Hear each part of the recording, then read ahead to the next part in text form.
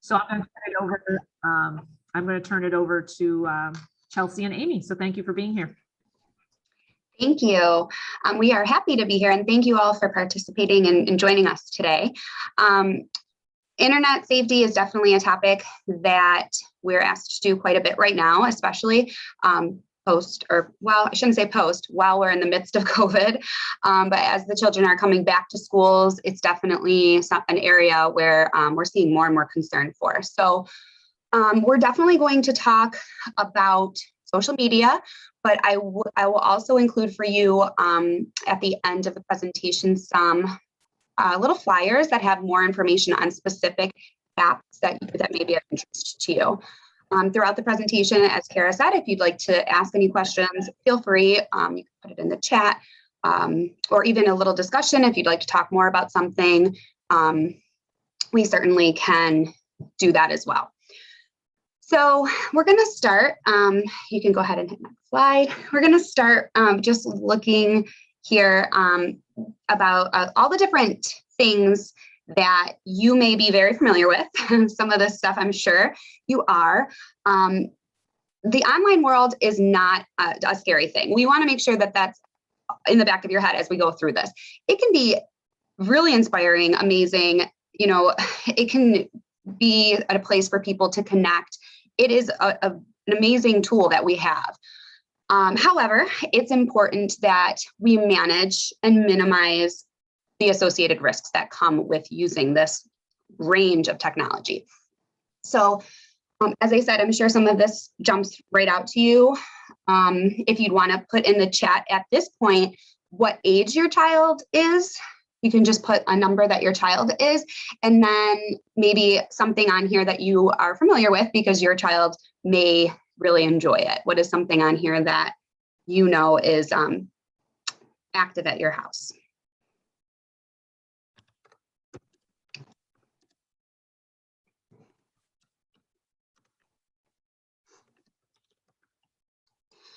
So I have a 4-year-old at home, and I can say iPad definitely jumps out to me.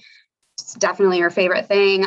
I definitely monitor it, but it's always the question, can I have iPad time like all the time? So we have C19, Netflix, Google, and YouTube, definitely. We have 14, Snapchat, Instagram, Xbox, Pinterest, 13, YouTube and Nintendo, Kindle, yes. All right, so if we go to the next slide, this is going to kind of show us some nationwide statistics regarding access to devices. So the percentage of children who are 2 to 17, the most percentage we see is the tablet. So like I just said, age 2 is kind of where it starts, where, you know, there are some apps that are available for 2-year-olds or even younger at this point. And then there's also the YouTube where they're just watching videos. So tablet, iPad, definitely number 1. And then video games are coming in at number 2, for sure. And I'm sure you can go ahead and think right to yourself like that makes sense. Smartphones, and we have desktops or laptops, the iPods with Wi-Fi, and then the connected speakers that are connected to the internet. So the question we want to ask now is if anybody would like to share what age your child may have received a smartphone, or you will give if you have a younger child. What age you think would be a good age to give if you haven't yet, or what age you did give your child a smartphone. And I want to point out that there's no right or wrong answer. And, you know, this is just to kind of see what everybody thinks.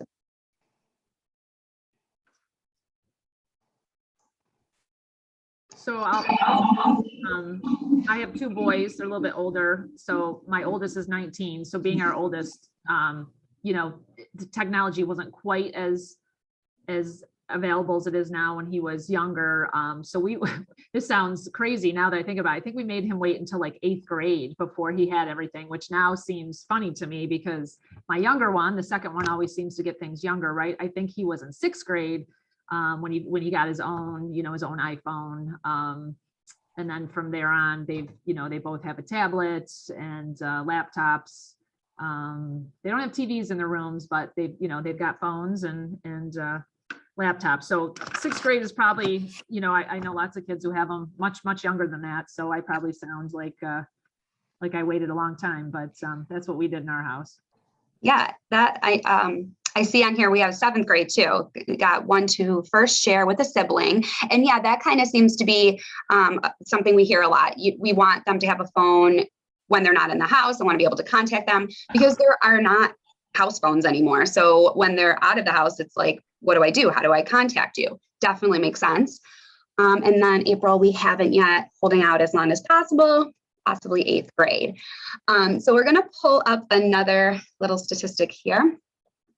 And this says age 8 is the average age. Kids with a smartphone receive by age 8, and those without one can expect to receive it by age 13.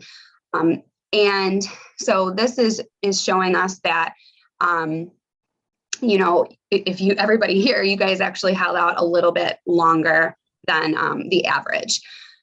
Now we're going to look a little bit into the apps that we're seeing. So what they're doing on the devices. So we know iPad is number one. We're seeing, you know, 2 to 17-year-olds, they have iPads. What are we doing mostly? It's YouTube. The percentage here, though, this comes from teens 13 to 17. But I can say, I'm sure that, you know, the 2 to 17 it would be fair to say that they're also accessing YouTube. So YouTube is number one. Videos, kids love to watch other kids playing games and toys and whatever that is. That's super popular. And this is Instagram, Snapchat, Facebook, Twitter. So yeah, you know, apps, social media, so important to kids right now. And they spend a lot of time on it. You know, this is, if they're given free range, you have it at your disposal, you don't have a time limit, they're spending a lot of time on the phone. Does anybody know what age is actually the age that you're supposed to be before you create any social media account? Does anybody know the actual age that any social media should be? Samantha, yes, 13. You have to be 13. That's what they say. Any social media, you should be 13. But we know that on average, age 11 is usually when kids are accessing social media. And it is typically Instagram. So they're creating accounts on Instagram as early as 11. And I'm sure they're younger than that as well. All right. So now that we went through some statistics, we want to, as I said, we know internet has so many benefits, but we also want to acknowledge those potential risks as everybody here has children. When we go through these, a way to remember them is by remembering the 3 C's. So we have content, contact, and conduct. So if you look up here, we have some more little statistics. 57% of parents with children ages 6 to 9 believe their child fully understands the need to be safe and guard personal information online. So that's more than half. And that's with kids ages 6 to 9. I have a hard time thinking that, you know, 6 to 9-year-olds really understand how important it is to be safe and protect personal information online. We are in classrooms and we try to discuss what personal information is and what it means to keep that protected. But to really understand it, you know, it's hard to apply a lot of the information we're sharing with kids in a classroom, applying that to their actual use. And then 72% of parents believe their child ages 13 to 17 fully understands the need to be safe online. So the number goes up, of course. If you could just put in the chat if you think your child fully understands it at this point, just a yes or no in there, just the dangers that could potentially come from being online. Okay, so we have a no. Yeah, it's hard to know because I mean, even as adults, I'm hearing new things all the time that are coming from the internet. So to say that a 6 to 9-year-old really understands is hard. So we really want to make sure that we're monitoring. And that's the biggest thing because you're not going to be able to keep them from it forever. You know, it's here, they're surrounded by it, their friends are using it. We can monitor and we can try our best to, you know, minimize any risk that may happen. So we're going to talk a little bit about the content first. So you can put it on. So you want to make sure that you are deciding what your child can view online. Some of the content that they're going to come across, you might not be able to, prevent, because it might pop up. You might not be aware that this is what they're looking at. I can say, like I said, I have a 4-year-old and I'll hear a YouTube, something that I'm like, what is that? They sound like they're angry or, so immediately I'm over there turning it off. So as much as you can block things, keep things locked from them, it's important to do so. Social networks, online games, blogs, websites, there are things that we can't always protect them from. So if they're on a game, that's a big one. If they're talking to people through their game, they can be exposed to a ton of different things that you don't even know what they are going to be exposed to, because somebody else could send it to them at any given time. So knowing that their game is connected to other people all throughout the world is important. So being aware of that. It's also important for your children to understand the reliability aspect of what they're viewing online. A lot of times they see something and they believe it for certain. It's online. I read it. I saw it. Multiple people said it online. So just be aware, talk to them about how anyone can post, anyone can share this. And then the legal consequences that can come for downloading copyrighted content without seeking permission. So, it can also come down to it being illegal for accessing or viewing or clicking something. So going through that, talking with your child about these dangers that could happen. Next is contact. So this is a big one, super important. It's important for children to realize that new friends made online may not always be who they say they are. We've heard that for years and years since the internet came out, since chat rooms came out. That's still a factor today. They may have a really great time playing a game with this person, a video game or, whatever they're doing, but that person might not be who they say they are. So sharing information that is personal, we want to make sure that we're teaching children what that means. What is personal information? So when we talk to kids about this, we say that anything that would identify them, who they are, their first and last name, their school, who their teacher is, their parents' names, where their parents work, the time their parents work, where they live, of course. Personal information that would identify them, that somebody could connect to them. We say, if you are sharing things like your favorite color, can somebody ever identify you with your favorite color? No. Can anybody identify you with your favorite food, with your dog's name? Probably not. Okay, so we try to tell them anything that could connect you to that person, to who you are. We do not want them sharing that information. There also may be communication with someone who is trying to shift the way of thinking of the child or persuade them to take part in unhealthy or some sort of dangerous behavior. Of course, persuading them to share personal information. You can tell me this. You can tell me, and I promise I won't share it with anybody else. So making sure that you're telling them first, that first part, you don't know who you're talking to. And if that person or any person is telling you things like, you can trust me and I'm not going to tell anybody, and trying to persuade them in any way, that could be very dangerous as well. Okay, so next slide is conduct. So the other thing is that we want to make sure kids are also aware that they're leaving a digital reputation by being online. Everything we do, it's on there. We always say, think before you post, because no matter what, you cannot remove it from the online world. You can delete a post, but somebody already could have screenshot it. You can Google it years later and you're like, how did that come up? So it's really important that they're also conducting themselves in an appropriate way online all the time. You don't want your child to be the one to behave in a way that contributes to risky content or contact.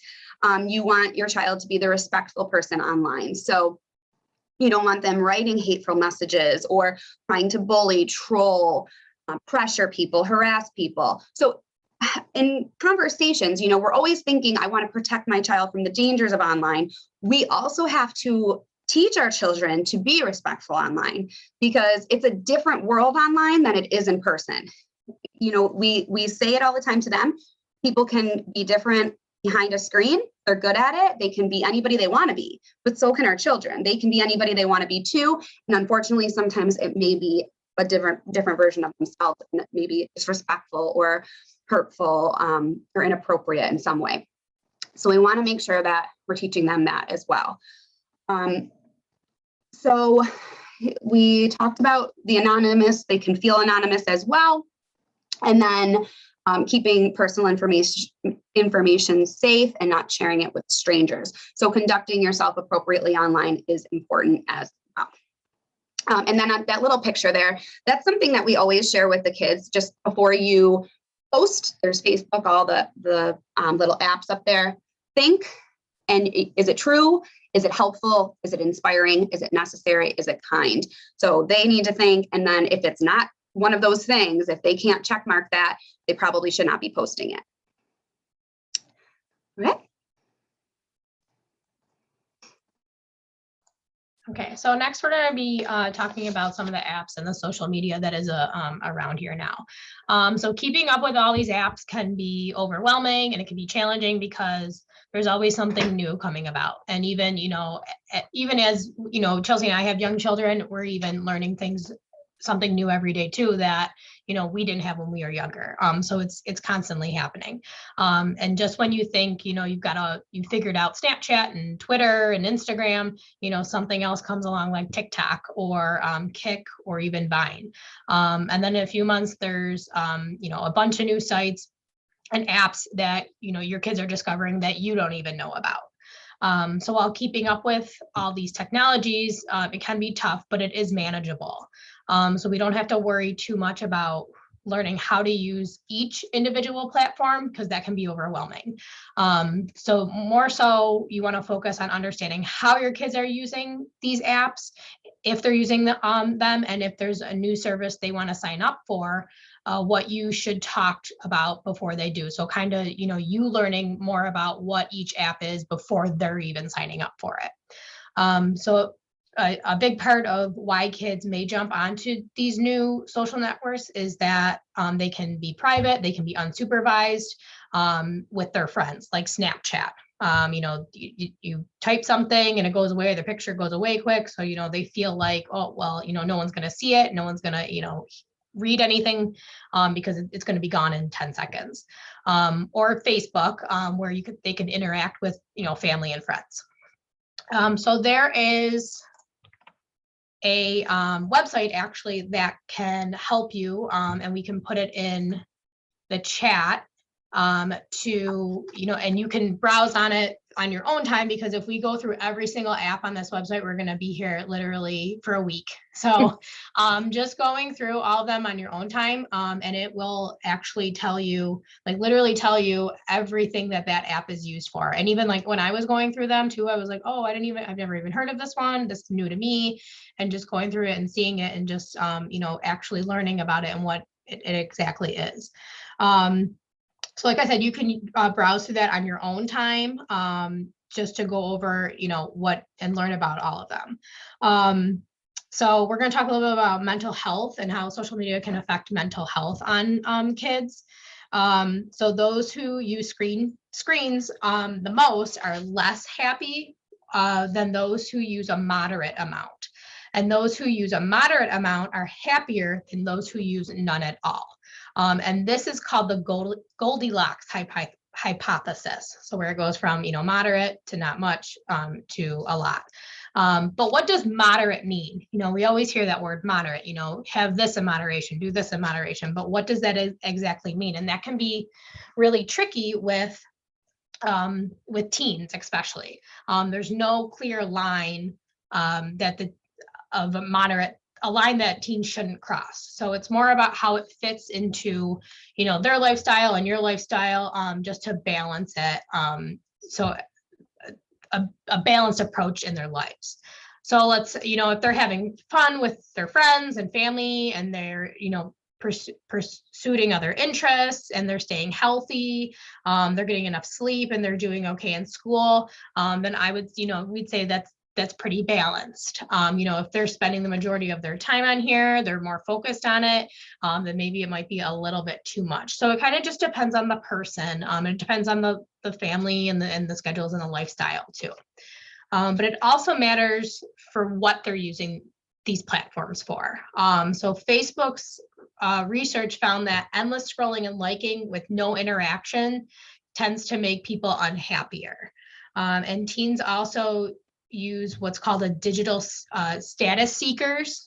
So they tend to engage in riskier behavior offline. So just trying to get, more of those likes or more of the interaction with their posts and things like that. Like it's kind of like a popularity contest, you want everyone to like you, you want everyone to like your pictures and posts, and you want everyone to share your videos and things like that. So there's a lot of variables that make it hard to nail down cause and effect.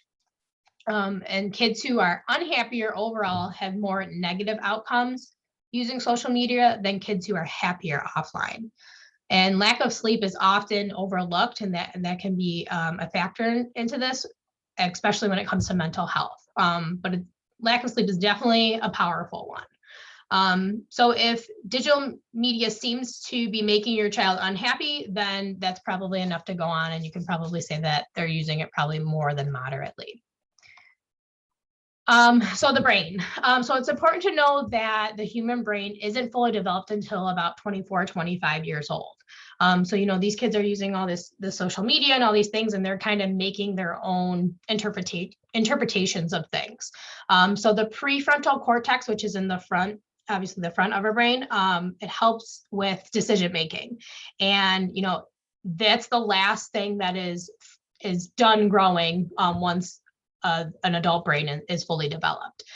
So teens and tweens use a different part of their brain called the ventral striatum, and it's not great at thinking about these consequences and helping with making decisions. So basically, when your brain's not fully developed, you're not thinking about the consequences that could happen. So that's why, sometimes kids or teens especially can't explain why they did some of the things that they did. Okay, they're, when you say like, well, did you think about the consequences? No, they're not. They're usually not thinking about the consequences. And it is slightly an excuse that their brain's not fully developed, but they can't use that every time. So that might be a reason why maybe sometimes, teens can't explain exactly why they chose to do what they do. In the context of social media, that means posting a picture that's embarrassing to themselves or someone else. Okay, they're not thinking about how it could, not only get, possibly get them in trouble, but it could also hurt that person if it's about somebody else. When it comes to gaming, it might mean playing all night instead of doing homework and getting enough sleep because, they're not thinking about that test that they have or, practice or things like that. They don't really care about that sleep. All they care about is that gaming and playing that game. And they also see situations as final and forever. Hey, remember when we were in like high school or middle school, we thought, everything was the end of the world. We weren't thinking about, how it's not that big of a deal. It's not going to matter in 5 years. They're thinking about that right now. So that might mean that if someone makes a cruel comment or someone else agrees with that comment, it might make them feel like, it's true in their mind and everyone agrees with that. And that's never going to change. Okay. So that's how it's set. No one can tell them differently because it was posted online and other people agreed. So it must be true. Tweens, they develop the ability to see they are developing the ability to see others' perspectives, which is obviously an important skill. But with the increased focus on their approvals from their peers constantly, it means being preoccupied with what others think about them. And social media can play into insecurities around other people's opinions. And just like in, posting online or even just chatting online in those games. So the bottom line around these brain facts is that tweens and teens are set up for risk-taking, making quick decisions without thinking them through, seeking peer approval, or being preoccupied with other people's opinions of them and seeing things as black and white, total truth, and no end in sight. Okay, so they're only, they're not thinking about, the future. They're only thinking about what's happening right now. So since that's what kids are working with when we hand them these smartphones. There are some potential impacts that social media and gaming have on mental health. And there's 4 categories. So there's comparison, pressure, drama, and isolation.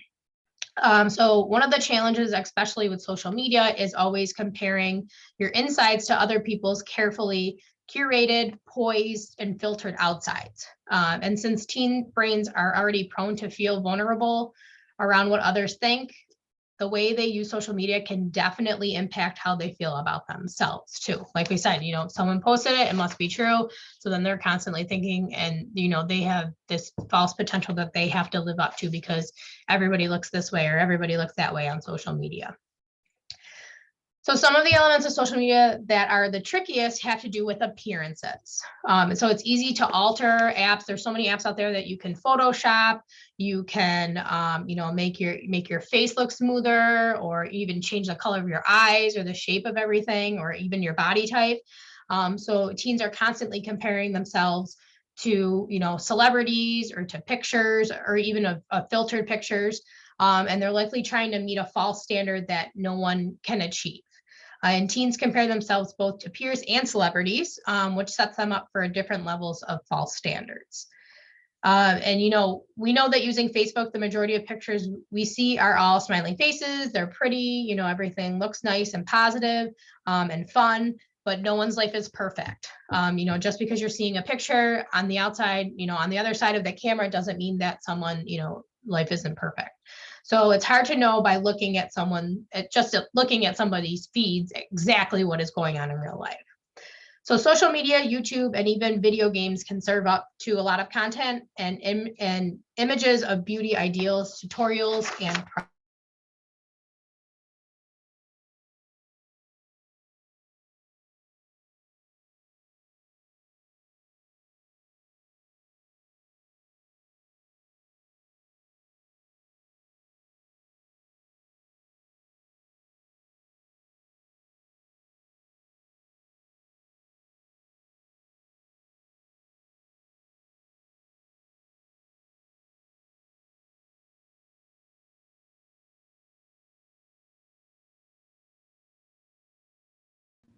sorry. Not sure what happened there. Very, very sorry about that. Our internet. I know. I was like, who's coming in? All right. So what did you miss a lot? Or just on comparison? Just on comparison. Yeah. Okay. So I can go back a little bit. We got through this one. You could go to the next slide. You got through this one? Okay. Okay. So basically it's just boiling down to what you look like is most important. So everybody, is worried about, especially these teens are worried about what they look like. They have to have all of, the celebrities' products that they're using, like the makeup and things like that. They have to, the fashion, they have to be, wearing what everybody else is wearing. And that's a hard message for an insecure teen to think that everybody looks this way because it's on social media. And then there's tons of sexy and adequately clothed content out there. Things are getting shorter and smaller. And that's hard to, put that teen in that category of, showing off certain parts of their body that maybe, are not appropriate at that age yet. And then their friends are sharing these pictures online also. So they're thinking that, they have to, they're comparing them to that and they think that they have to live up to that. Teens are, as they start to explore their sexuality, it can be tricky to resist those urges to put up those pictures or display those things when they see so much of it themselves, especially around with their peers. And it's hard for them to not compare themselves with friends who may be doing that also. And online feedback is often harsh and quick. So whether you're on social media or a game with a chat, if you get likes, that reinforces posting those things or saying those things. But if you get negative comments, it can be crushing, especially if there's judgment about appearance, if it's anything about anybody's appearance. So there's lots of feelings that come from these beliefs. They may feel like everyone else knows what they're doing and is having the best time of time all of the time. They may feel like they just aren't attractive enough, especially with those harsh comments that can happen. Social media can reinforce body image issues that already exist. A study found that women performed worse on a math test while wearing a bathing suit as compared to women wearing a sweater. So, which indicates that, we see ourselves, how we see ourselves can impact our performance and confidence. Like if you're constantly thinking about what you're looking like, what you're doing, especially if you're exposed like that, it can be hard to focus. So if teens work hard to look perfect online, they may start to believe that no one will like their imperfect selves. And getting likes and that online approval can become very important as a measure of self-worth. And something that, it's like a false hope. So what do we do, or what can you do as a parent or as, an adult? So it's critical that the feelings your teen has around comparing themselves to others are real. So, validating them and not just sweeping them away with saying like, oh, you're so pretty, or don't worry about what other people think about you. It only matters what you think, what you think about yourself. Like that's not enough for them sometimes. So starting with empathy and validating that to make them understand that you hear them and you understand how they're feeling. You can say like, I know it's really hard when it seems like everyone looks good and has it together. And it's also true that these pictures are just one piece of their puzzle. Comparing our whole selves to one piece doesn't add up. Okay, everybody's puzzle is different. So if you're having trouble with this, if they're having trouble with that, even there's one way to relate. So let's say, you have a coworker who has the same position as you and seems to be perfect on the outside. They're attractive, they dress nice, they seem, popular with the rest of the coworkers. Not only that, but they seem to be perfect at their job as well. And your boss is constantly praising them, day in and day out, and that's what you see and that's what you hear. So that's a little bit what social media can feel like to a teen. An unattainable standard always on display, you having to keep up with that or feel like you have to keep up with that. There's also something called duck syndrome. So it's not just like about webbed feet. A Stanford researcher coined the phrase when describing when a duck is swimming, in the water, it looks effortlessly. They're just gliding along from above, but then underneath the duck's feet are frantically paddling, all over the place to help keep them up. So it's helpful to remind teens that someone's life may look effortless, but everyone has struggles and insecurities, even if they don't show it on social media. And so if that doesn't work, so if you go through that and that doesn't work either, to take a look at some of the content that they may be actually looking at, and put, the lie to it or give them the truth. So for example, the Kardashians, they're really popular on TV and social media, but look at all the things that they've done to get that way. Okay. Plastic surgery, they have makeup artists, they don't do that every morning. And they even have some publicized unhappiness too. Okay. They kind of put everything out there to show too. So it's not always perfect in their lives also. There's YouTube and social media influencers who keep it real and they show their imperfections to kind of help with that feeling of, being that comparison of being perfect all the time. They try to show some of their imperfections also. So, check to see if your teen is following those people too, and not just the ones who are always filtered or having that false hope of everything. So if friends are the ones that are courting perfection, your kid likely knows it's an illusion, and maybe even with methods they use to try to achieve it. So talk about the pros and cons of that approach. Okay. How much energy does it take to maintain that illusion? How much time and effort is someone putting into that? What are the benefits? And how is it benefiting them? So modeling how to struggle, make mistakes, and be imperfect helps also, showing that, you're not perfect, because kids want to live up to us. Okay. They are constantly watching us and how we're responding to things and how, we're handling things. So and we think that sometimes they're not listening and they're not watching, but they are. So anything that you say when you make a mistake, or, maybe when you're having, maybe a bad hair day or something, or, you don't feel like you don't look good, just thinking about some of the things that you're saying out loud, not online, out loud, so that, they're understanding that, you have those days too, but, what you're saying and how you're handling it can be a model for them also. And it's also important to praise effort, even if they don't succeed, and working towards something and learning from the experience. So even when it's, the end in failure, it's how kids build resilience and work through perfectionism.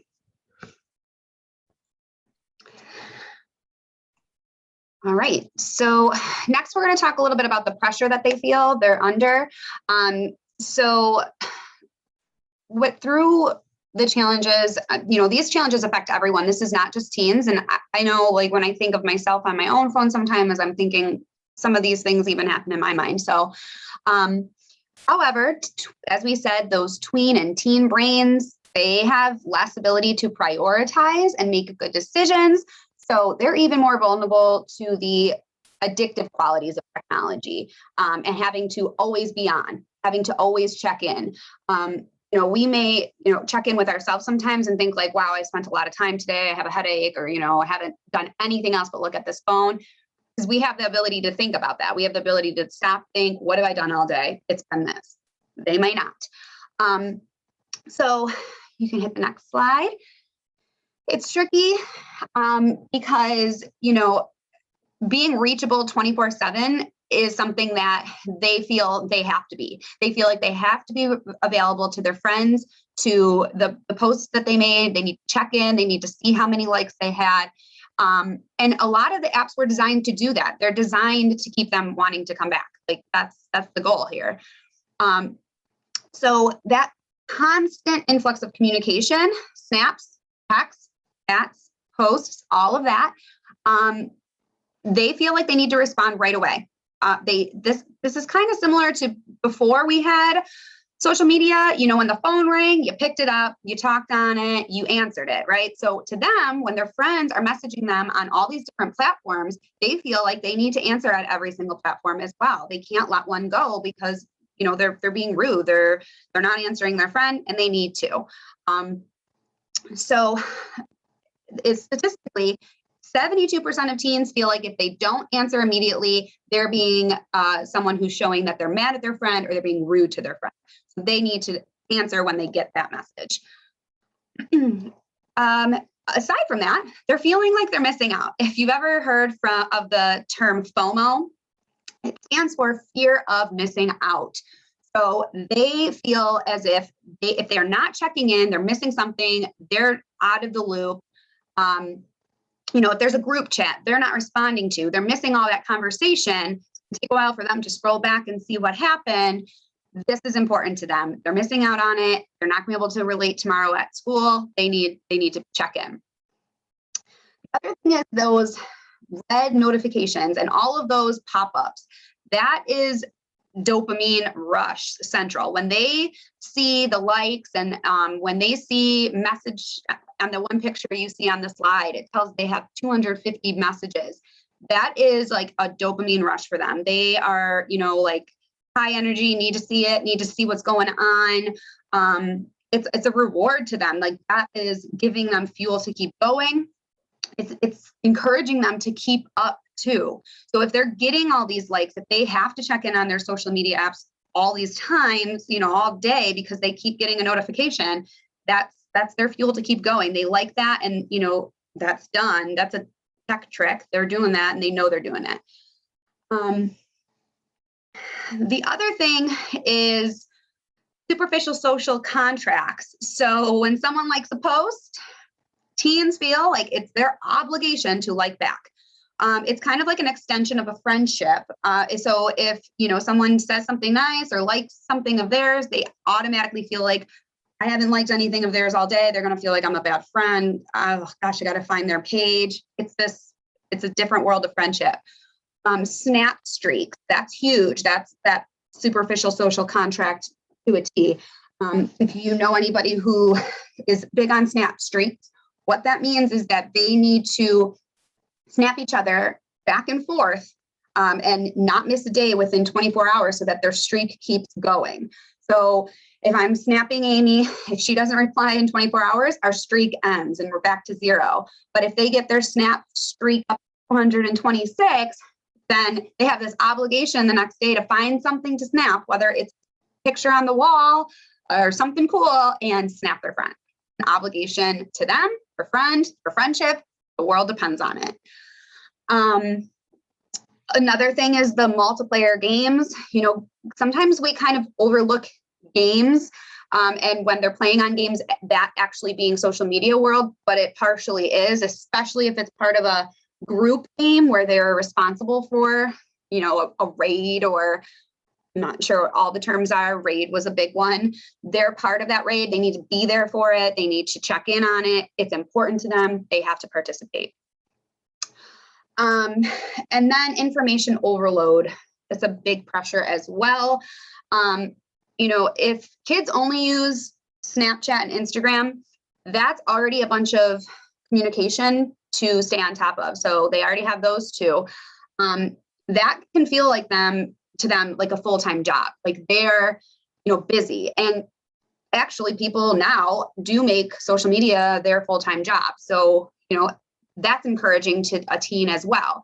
So if they see that this 18-year-old makes their money off of being an influencer on Instagram, that's a lot of their goal. That's their end game too. I want to keep up on my social media. I need to post today. I need to respond today or do something today to get me there. That's encouraging to them as well. They want to get to that level. The more that teens are experiencing these pressures, the less time that they have for, the things that really do help us to feel good mentally. Like Amy said before, sleep, so huge. If they feel like they need to wake up in the middle of the night and check Snapchat or respond or do whatever it is, they're losing sleep over technology. And already teens have for years struggled with sleep. Before technology, teens weren't, setting bedtimes at 8:30, 9 o'clock. So we, on top of that, have to binge watch a show and check social media. And now, I'm not getting a good night's sleep. Have to be up at 6 a.m. to catch the bus. So we really need to pay attention to all that, how much time they're taking in a normal day, but also what is it affecting? Have they eaten 3 meals today? Did they take time to just eat, drink extra water? This is, like I said, a full-time job to them. So when you're busy at work, you may forget to drink some water. That's the same with them, forgetting to do what we need to do to stay healthy. So how can we help with this? How do we help our kids feel less pressured? Again, we never want to dismiss the feeling. It's really hard to not, feel like, just stop, just forget it. Don't check it right now. Leave them alone. But you want to really just try to understand it feels real to them. So lead with that empathy again. I bet sometimes it feels really hard to keep up with all of this, but just encouraging them to do things to feel less pressured. You can explain, I bet it feels hard to keep up with all this, but why don't you take a break at, from the hours of 6 to 7 every night? Maybe that will help you feel less pressured. Again, encouraging your team to limit notifications. I personally hate notifications. I feel like they're definitely a pressure. You're thinking like, who's messaging me? What's going on? So maybe, asking, let's just adjust it so that you're not getting notified for every app that you have. So you don't have all these pop-ups all throughout the day that you feel pressured to answer. Taking breaks, like I just said before, just finding a time period. And a big one is maybe making it a family time period. Like we've said, kids really look up to their parents. If everybody is on their phone during dinner, it's not going to help them to get off their phone during dinner or get off their iPad during dinner. So we need to have, these breaks built into the day, make it family time at dinner time. Or any meal time. We don't use technology at this time, or right before bed. It's really not good for that blue light before bed. pediatricians really do say not to watch TV before bed or look at iPads or phones before bed because it disrupts sleep as well. So right before bed, even, you have to turn it off at 8 o'clock. We're done with the phones the rest of the night. Set limits. As I said, we want to set limits, and family limits are awesome, and they're so encouraging and powerful. If everybody's doing it in their family, this is what we do here. And then, of course, being a role model for healthy behavior. If you're somebody who is saying you need to limit yourself and then you're constantly being seen on your phone, it's going to be hard to, encourage them to stop. So maybe making it a challenge for the both of you. It's hard for me too. I feel obligated to check my phone. So let's put them away. Let's put them in a drawer so we can't see them. We can't hear them. Let's do this together. Let's help each other. Let's play a game, something. The next thing we want to talk about, I want to stop really quickly if there's any questions. I haven't seen anything, and I'm sorry we got disconnected for a second. Is there any questions so far? Okay, we're going to talk now a little bit about drama. Of course, there's drama on social media and on phones all the time. So there's subtle and not so subtle ways for drama to play out online. There have always been groups of mean people in schools from, way back when. There's always been bullies. There's always been groups of mean girls or, a group of boys that people don't mess with, whatever that is. But being online just takes it to a new level. And it's so much more detrimental to the person who's feeling bullied online. It's just so much worse than in person. And studies show that cyberbullying, it really, really hurts deeply when they are taking it to online levels. The reason is because when kids are mean online, the online world can totally accelerate the comments and, gives access to anybody and everybody. And those fake accounts can even chime in and post things and say things that maybe rumors, lies, whatever it is, but constantly keep it going. They can't get away from it. They can't go home after school and say, okay, I'm leaving this horrible scene and I don't have to see the bully again until Monday morning. No, their whole weekend now is filled with having to face it online. It doesn't go away. So it's 24/7. It's constant. It's not just a note that was passed during gym class or a giggle or, it's so much more than that. Drama can also involve romantic relationships and sexting and what can come from that. People, a lot of times we say there's dangers of not knowing people online, but we have to remember there's dangers of people even we know online. So they can be enticing, I trust me, send me a picture and I'm not going to share with anybody. You can trust me. We're so close. I love you, whatever it may be. And then those pictures can be shared and shared and shared. And it can be a very, very horrible situation for everyone involved. So we'll talk a little bit about cyberbullying. The definition of cyberbullying is just the bullying which takes place online or through use of technology. So it doesn't necessarily mean just on social media. It definitely can also mean with your video games or just texting, prank calls, anything that uses technology. Just as hurtful, if not worse, and is always unacceptable. Not surprisingly, cyberbullying is a stressor in everyone's life. Even if they're not being cyberbullied at that point in time, kids worry about the chance that they may be cyberbullied. It's that serious, it's that common that it's constantly in their head. Hopefully I don't go home tonight and see something mean about me online. Like that can't happen. So there's some examples up there. Like I said, I kind of went through those. And then there's the effects down there. There's the humiliation, isolation, anger. In extreme cases, we know that cyberbullying can lead to use of drugs and alcohol. Kids who are harassed are more likely to engage in substance use. One study found that targets of cyberbullying were 2.5 times more likely to use marijuana or engage in binge drinking than their peers were.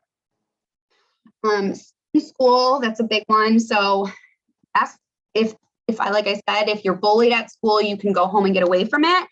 But if you're cyberbullied, you kind of always have it. So I don't want to go back to school and face the people behind the screen. So kids are now, I don't want to be around them. I don't want to see anyone. I don't want to feel that pressure and pain in front of everybody. And carrying a weapon. This is a huge concern, but it is a fact that kids who are cyberbullied are more likely to bring a weapon to school. And this survey found that targets of cyberbullying are 8 times more likely to have brought a weapon to school, more so than their peers. So it definitely can have extreme consequences. It does cause extreme consequences, and physically and mentally as well. So we know that disordered eating can come from it. They're trying to, be that picture perfect person. If they're being cyberbullied, they need to control something, and that might be eating. So they may, skip meals, binge eat, anorexia, very common. Sleep disturbances. It can completely disrupt their sleep patterns and mental health overall. And even gastrointestinal issues can come from it. The stress can cause them to have serious stomach issues. So that, they're not wanting to eat. They may struggle with nausea, vomiting, very serious issues. And it all stems from that overwhelming stress of feeling that cyberbullying. We did have a video, but I know we're short on time. I don't want to go over that. So we will just quickly touch on isolation. And then I want to give you those. I'll drop the link as Amy's sharing about isolation. I'll drop the link of the little flyers I have with specifics on each app as well. So you have that. You can go ahead, Amy. So depending on your child, social media and games can either start as a refuge or end that way. Some kids, their social interactions feel easier online and through a game than in person. Maybe online relationships and social media can become a way to avoid problems and emotions, and they end up isolating themselves because, those face-to-face interactions are sometimes a little bit harder, but, typing or texting to somebody, on that screen and not actually seeing them face to face can be a little bit easier for them. But that's when they can feel that isolation. So when kids isolate themselves, there's always a sign of some kind, and there can be a variety of things. The online world is limitless and it caters to every interest. So kids have trouble relating to people in real life. They can find somebody online that they relate to. And that sense of belonging is what teens want the most. So it stays uncomplicated and fun, and it becomes more compelling than an in-person relationship because there's not that pressure or that that awkwardness of the face-to-face interactions. So they're still interacting, and it's still kind of isolation to exclude the eye-to-eye contact. And if it seems kind of hard to understand, imagine finding a room full of people who seem to have exactly the same interests as you, that you can turn off and on, and turn off and on at will, and you don't ask they don't ask anything of you. You can kind of pick and choose what you want to do there. For the gamers, imagine a perfect world you could explore that has just the right amount of challenge, but no consequences, no real consequences at least. And you can also liken it to an endless, wonderful book that you never want to put down. Because of some of the other factors we've discussed, like pressures and drama, kids start to let the digital world take over. They may lose interest in other activities to maintain their online lives that they feel like that's more important to them. They enjoy it, they like it, and everything else may feel like an outside distraction. And sometimes for kids who are dealing with trauma, conflict, or other problems, being online can feel like a refuge and a way to avoid those problems in real life. And sometimes this leaves them open to relationships with strangers and often isolates them even further.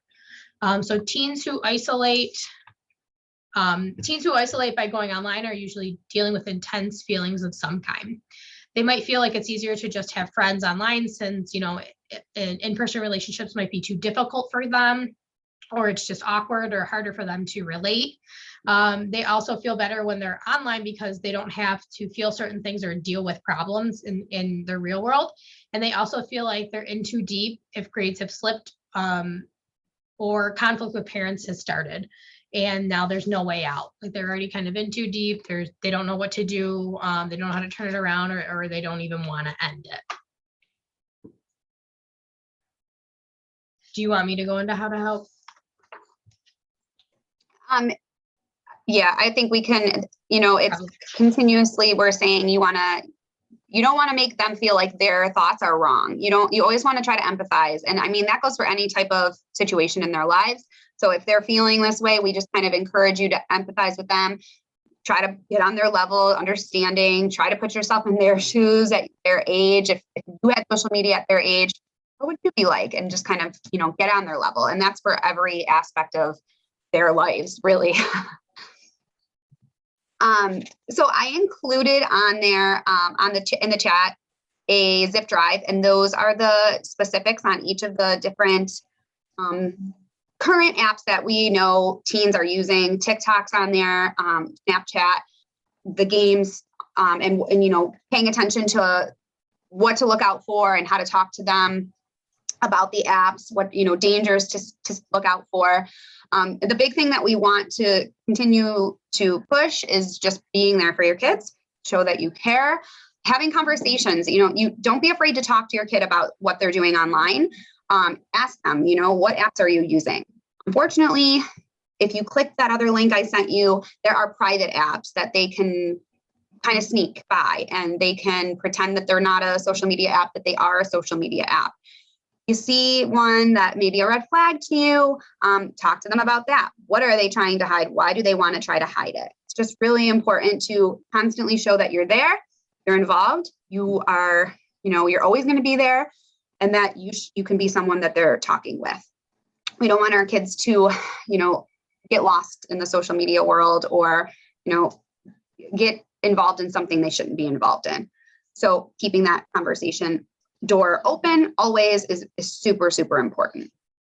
Are there any questions about anything? I know we talked a lot about mental health as, the COVID world. I really think it's important to talk about because what we're hearing especially is that kids don't know how to interact anymore in school. They don't want to be at school. They just want to go back home, be on their computers again and do life that way. So just recognizing that it's affecting their mental health and their overall health, we thought would be very important to discuss. Any questions? All right, if not, then I think that's what we have. I did want to say something. I was trying to add in there. I don't know why the chat wasn't working, but it did. I want to say like how discouraging it is for kids to be able to create accounts so easily without parents being aware of it. I have thought that battle since 5th grade, on her friend's iPad or, at her cousin's house, so no matter how much you try to protect them from these apps and going on them too early, they always find ways to do it, which they don't need me. They can use somebody else's phone number. They can use somebody else's email address. It's so hard to monitor them because they have a way around everything. I 100% understand that. And I think a big protective factor is being involved in with the parents of whoever you are allowing your children to be around, because I mean, unfortunately, only 3 people attended today. It's hard to get parents motivated all on the same page at the same time. And not to say that everybody who didn't come doesn't care about this. Maybe they couldn't come for other reasons. But talking to parents and showing that you are still, I'm concerned about this stuff. Can you be on the lookout? I'll be on the lookout. We need to band together.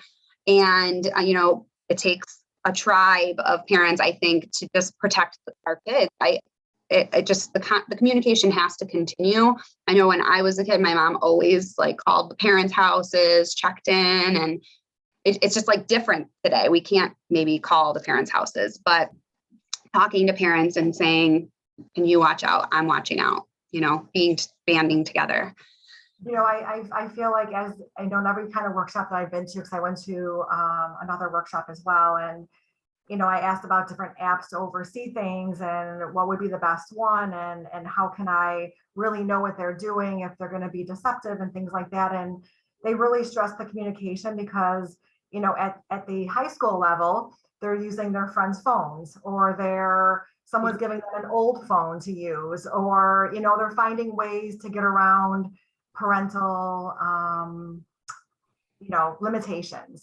And, I really think that, hindsight is always 20/20. Looking back, you would say, gosh, I wish I would have had more communication instead of just putting the limits on her, so I limited, but we never really had those conversations. And had I had those, maybe it would be a little bit different. I also wanted to share that there's a new site out there called Omegle, that the kids are aware of. And this is just talking to strangers who have the same interests you do. You like soccer, you like the color blue, you like whatever, and they hook you up with a total stranger. I found out from somebody who found it on their daughter's iPad.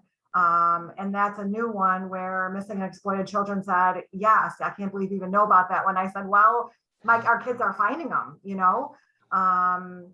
so it's crazy to keep up. It's so hard to keep up on it. And it's like a never ending, cycle of learning. So. Yeah.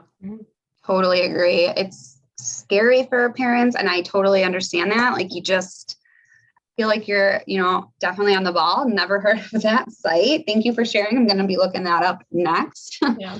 I went to a 5th grade classroom and we were talking about, internet safety and strangers and things like that. And I had a student willingly admit to me that she'd put that she's like 20 or something on her Snapchat.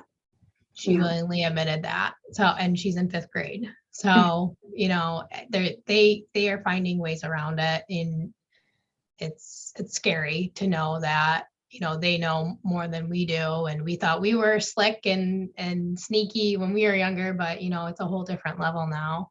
Yeah. Definitely agree. And just say something about the conversation. And yes, talking about it. We never encourage scare tactics. However, sometimes they can be powerful.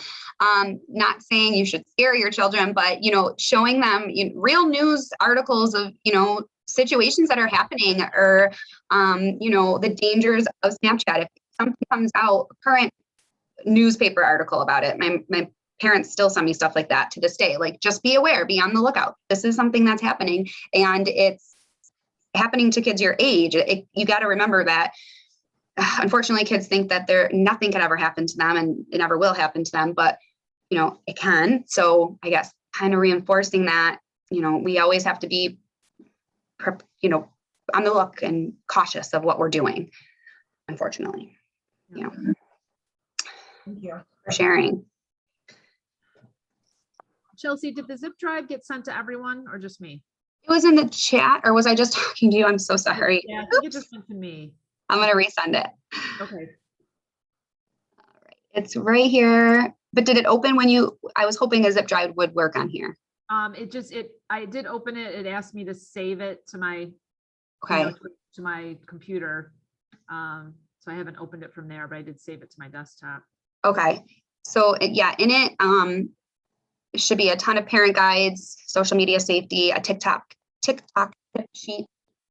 TikTok's right now, I know everybody's number one concern. So Go to. Yeah, absolutely. Okay.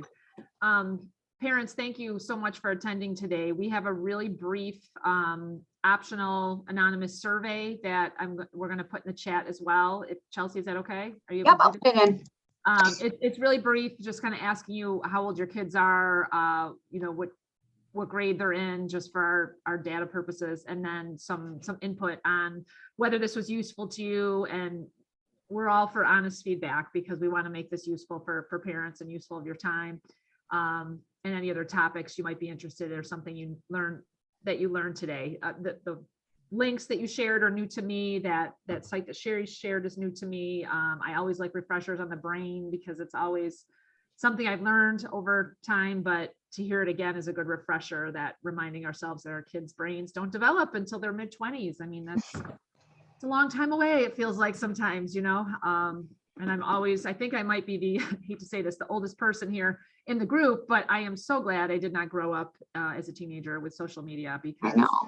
it doesn't sound fun to me at all. It sounds really difficult. I know there's a lot of fun things, I guess. I enjoy some social media with friends, but as a teenager, it sounds really difficult. So we appreciate your interest and your efforts. And I will, once we get the recording finished and linked, I know there's at least one person here who wants the recording to share it with some other colleagues. So you know, I can email that to anyone who wants it, but we will also be making it available to parents who are interested. So sorry we ran a little bit over the noon time, but we appreciate everyone's input. And thank you for being here. And thank you, Chelsea and Amy. Thank you. Thank you. Have a great Any day. last questions from anyone? Everybody good? Okay. No. All right. Thank Everybody you. have a great day then. Thank you so much. No, Thanks.